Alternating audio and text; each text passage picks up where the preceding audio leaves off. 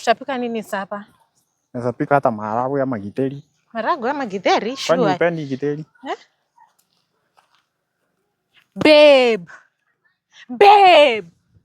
Ai, we babe ni nini sasa shwali? Hizi ni mambo gani? Sina kuongelesha unadu. Mbona unaangalia wasichana kwa barabara na niko na wewe? Kwani kuangalia ni vibaya? Unani disrespect? Kuku disrespect gani? Wewe mwenyewe kama uniangaliangi kwa nyumba. Sasa shida ni gani shwali? Babe. Hello. We bana, wacha kuniaibisha.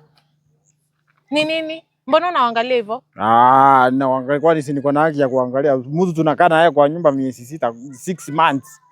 Kwani mimi ni sister yako? Kwani ni mbaya hiyo? Ni mbaya nini? Kwani wewe ukitoka kwenu kusoma ni katiba? Sasa miaka 6 bila kusoma katiba. Utaki kufungua file.